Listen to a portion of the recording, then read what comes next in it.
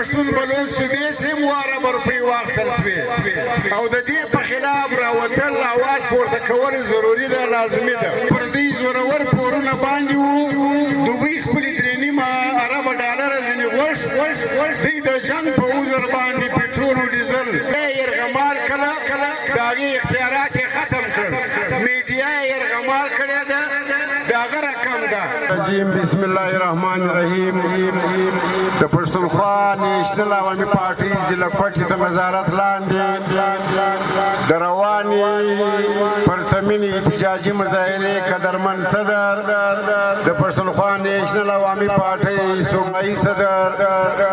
ګران ملګری نصرالله خان زیری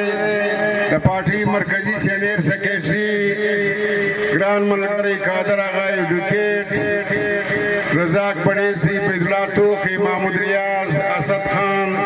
پروفیسر صاحب باز احمد صاحب ټول صوبائی ایگزیکٹیو نور مشرانو د پارټۍ د مختلفو علاقائی نوټانو ملګرو ستاسو ټولو په اجازه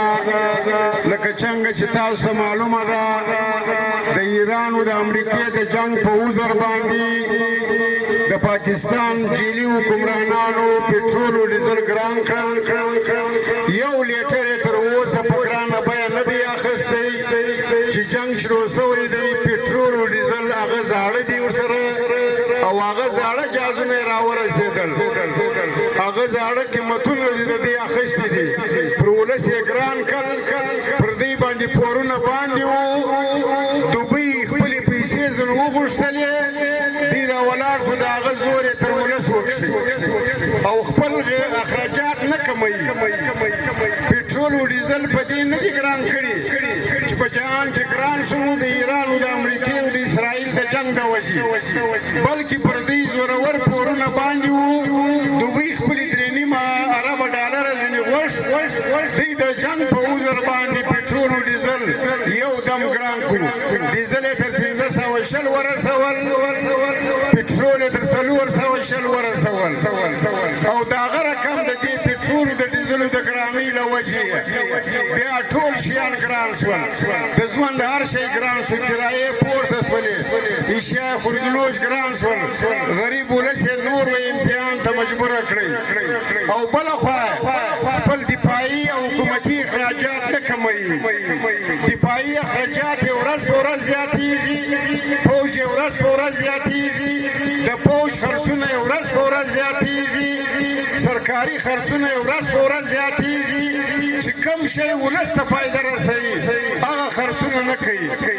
ترقیاتي بجټ یې راکم کوي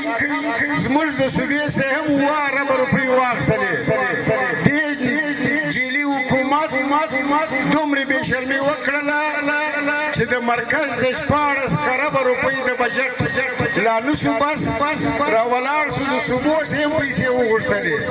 د دې پښتون بلوچ صوبې څخه هم 2 اربه روپۍ واخیستل شوې او د دې په خلاف راوتل اواز پورته کول ضروري ده لازمي ده په ګرد ملک دا پښتونخوا نیشنل عوامي پارټۍ وه چې په ګرد ملک یې مظاهرې وکړلې احتجاج یې وکړی او د دوی بیا بې شرمي ته وګوره سپین سترګي ته وګوره په ټوله جنوبي پښتونخوا کې د پیل شوالي سوه یو ځای مظاهرې نه کې بند نن رالو د دفتر لاندې ودرېدل بالا رالو ول د جلوس د ریلۍ اجازت نشته شیم رالو وزرونه یې کول چې دغسې حالات دي اوس نو دا نه ورته وایه چې په خپله جیلي حکمرانان یاست راغلي یاست ناست یاست شرمېږئ نه د پارم 47 د لارې راغلي یاست ووټ بل چا ګټلی دی تاسو پرې باندې سیټان خرڅ کړ او تاسو بس د ولس نمایندګان نه یاست او دلته د ولس په پرامنه احتجاج باندې پابندي لګوئ د ولس په پرامنه اواز باندې پابندي لګوئ او د مرکز جیلي حکومت د صوبې جیلي حکومت دا کول غواړي چې پر سیاست پابندي ولګوي هغه د دې مقتدر قوتونه ودې ته وایي د دې تر شا چې ناست دي چې سیاست مه پرېږدئ سیاسي جدوجہد مه پرېږدئ جلسې او جلوسونه مه پرېږدئ هړتالونه مه پرېږدئ چې په ولس کې د خپل حقوقو د شعور راپورته کېدو لاره بنده سي او دا غواړي فوج دا ګرد ترشا د پاکستاني فوج دی هغه دا غواړي اسټابلیشمنټ دا غواړي چې په ملک کې وطن دوست او ولس دوست سیاست ختم کړي لکه څنګه چې په مرکز کې لکه څنګه چې په مرکز کې مرکزی پارټیانو له دوی سره سوداوي وکړې مسلم لیگ نون او پیپلز پارټي چې هر څه یې ورسره ومنل اوس د اسټابلیشمنټ په خوله باندې ناست دي د اسټابلیشمنټ په خوله باندې ملک چلوي ټولې پالیسیان یې د اسټابلیشمنټ تابع دي په ګرده دنیا کې هېڅوک دا نشي کولی چې د فرانس چیف اف آرمي سټاف څوک دی د امریکې چیف اف آرمي سټاف څوک دی د چین چیف اف آرمي سټاف څوک دی د فرانس چیف اف آرمي سټاف څوک دی په ګرده دنیا کې واحد ملک دی پاکستان چې د خارجه او داخله پالیسي د چیف اف آرمي سټاف او دغه دفتر چلوي اوس دلته د ایران له مذاکرات کوي روغه کوي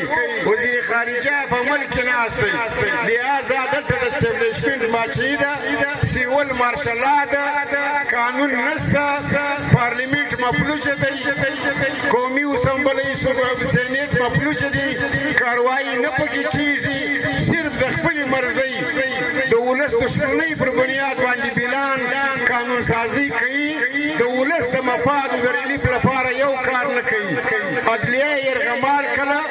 د هغې اختیارات یې ختم کړ میډیا یې یرغمال کړې ده د هغه رقم ده د ولس د خیر لپاره یو کار نشته د شر لپاره یې کارونه ډېر دي لہذا په داسې حالاتو کې د پښتونخوا نیشنل عوامي پارټۍ چې ملګرو کم همت کوي کمی جلسې کوي کمی مظاهرې کوي دا د ولس حقیقي ترجماني ده دا د ولس حقیقي غږ دی او اوس په دې ملک کې د ملک پر بنیاد چې کومې پارټیانې جدوجہد کوي د دې اهمیت هم ختم شوی دی هغه ټول د سودا پر دروازه ناست دي نن دوی پارټیانې په اقتدار کې دي نورې چې د باندې دي هغه هم د سودا لپاره ناست دي هغه وایي د ما سره سودا وکړه دی لرې که موږ راوله موږ رسۍ په خوله چلوو لہذا په پاکستان کې اوس به د قومو پر بنیاد سیاست کیږي د پښتون بلوچ سندي سرایکي قومي تاریخونه به ځان مضبوطه کوي قومي تاریخونه به اتحاد جوړوي قومي تاریخونه به خپل تاریخ چلوي لہذا په دې ملک بیا هم د حقیقي جمهوریت لپاره د قومو د حقوقو لپاره د قومو د اختیار لپاره د قومو د پرمختګ لپاره د قومو د حکمرانۍ لپاره جدوجہد اوس هم کېدلی شي ککشني قومونه غلام قومونه د هغو قومي تاریخونه سره یو شي اتحادونه جوړ کړي بالکل دا جعلي حکمرانان پورته کول ګران کار نه دی دا پر دې ملک باندې همیشه د پوځیانو باچایي پاته شوې ده